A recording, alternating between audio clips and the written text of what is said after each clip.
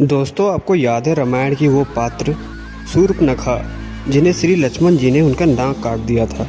वो शूर्पणखा रामायण के बाद भी जिंदा थी क्योंकि उसे सिर्फ नाक और कान काटकर छोड़ दिया गया था। तब से शूर्पणखा अपने चेहरे को काले रंग के कपड़े से ढककर रखने लगी थी क्योंकि काला रंग राक्षस जाति का प्रतीक था। यह शूर्पणखा के वंशज ही आज इस्लाम धर्म के मुस्लिम लोग हैं क्योंकि श्री राम जी द्वारा रावण के वध के बाद शूर्पणखा राक्षस जाति के कुल गुरु शुक्राचार्य के आश्रम में रहने लगी थी।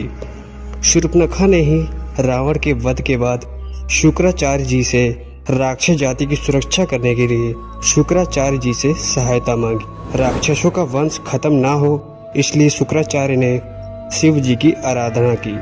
तब शिव जी ने अपना स्वरूप देकर शिवलिंग शुक्राचार्य को देकर कहा कि जिस दिन कोई वैष्णव और ब्राह्मण इस पर जल चढ़ा देगा उस दिन राक्षस जाति का नाश हो जाएगा। उस आत्म शिवलिंग को शुक्राचार्य ने वैष्णव मतलब हिंदुओं और हिंदू ब्राह्मणों से बहुत दूर रेगिस्तान में स्थापित किया, जो आज सऊदी अरब मक्का मदीना में है। यह मक्का पहले मक्केश्वर नाम से जाना जाता था, फिर बाद में इसे इस्लामों द्वारा मक्का मदीना का नाम दिया गया। यहाँ पर हिंदुओं का जाना इसी वजह से मना है और इसी वजह से मुस्लिम लोग इस शिवलिंग को पत्थर मारकर खंडन करते हैं। शिवलिंग के पास ही पवित्र पानी का स्रोत भी है जिसे जमजम का पानी कहा जाता है। वैसे तो यह पानी बहुत ही ज्यादा पवित्र है। मक्का को इसलिए काले रंग के शिविर से ढका गया है क्योंकि यह काला रंग संपूर्ण राक्षस जाति का प्रतीक होता है। शूर्पणखा जो उस समय अपने चेहरे को ढककर रखती थी, वही परंपरा उसके वंशज की औरतें भी आज करती आ रही है, जिन्हें आज हम मुसलमान कहते हैं। मुसलमानों का शुक्रवार के दिन जुम्मा भी शुक्राचार्य के नाम के अक्षरों को लेकर मनाया जाता है, जो कि यह बहुत ही चर्चित है। आइए अब जानते हैं इस्लाम कैसे पैदा हुआ। असल में इस्लाम कोई धर्म नहीं है, यह एक मजहब है और दिनचर्या है। मजहब का मतलब होता है अपने कबीले के ग्रोह को बढ़ाना। यह बात सब जानते हैं। हजरत मोहम्मद अरबी वासी है। अरब देशों में सिर्फ रेगिस्तान पाया जाता है, वहाँ पेड़ पौधे नहीं है, इसलिए वहाँ मरने के बाद जलाने के लिए लकड़ियाँ ना मिलने के कारण जमीन में ही दफन कर दिया जाता था। रेगिस्तान में हरियाली नहीं होती थी। ऐसे में रेगिस्तान में हरा चटक रंग देखकर अरबी लोग दूर से ही चले आते थे, जो कि एक अट्रैक्शन का काम करता था। हरियाली से स्नेह होने के कारण ही हरा रंग उनके धर्म का प्रतीक धीरे धीरे बन गया।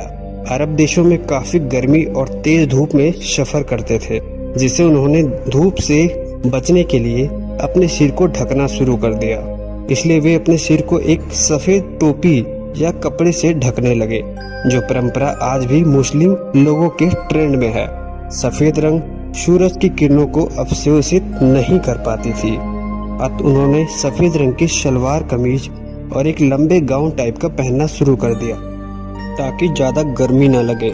अब रेगिस्तान में ना तो खेत थे, ना कोई अनाज और ना ही पेड़ पौधे और ना ही फल, इसलिए वहाँ के लोग जानवरों को काट कर खाने लगे और जिससे कुर्बानी का नाम दिया गया। और यही कुर्बानी पर्व को मुस्लिम धर्म में मुसलमान लोग चाव से मनाने लगे और यह पर्व धीरे धीरे फैल गया।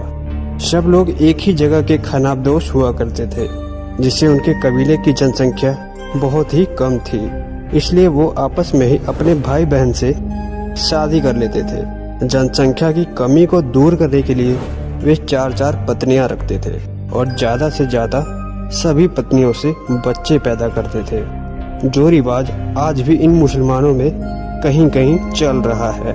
खानाबदोश के कबीले क्योंकि वे एक जगह नहीं रहते थे, वे एक जगह से दूसरे जगह अपना रहन बसेरा करते थे और बहुत कम बर्तन रखते थे, जिसे वे एक थाली में 5-5 लोग खाया करते थे। एक जगह से दूसरे जगह पर पानी की कमी के कारण उन्हें पानी के लिए दूर दूर तक घूमना पड़ता था और उसका ठिकाना ढूंढना पड़ता था, जिससे इन कारणों से ही तेजी से इस्लाम पूरे विश्व में फैल गया। इसलिए इस्लाम एक धर्म नहीं, एक कबीला है जिसे लोगों ने आपसी रहन सहन, दिनचर्या को देखते हुए इस्लाम धर्म का नाम दिया।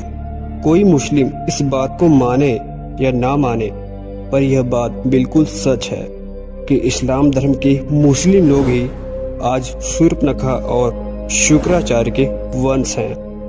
दोस्तों, अगर आपको ये वीडियो पसंद आई है तो चैनल को लाइक, कमेंट, शेयर और चैनल को जरूर सब्सक्राइब कर देना। धन्यवाद। मिलते हैं आपको नेक्स्ट वीडियो में।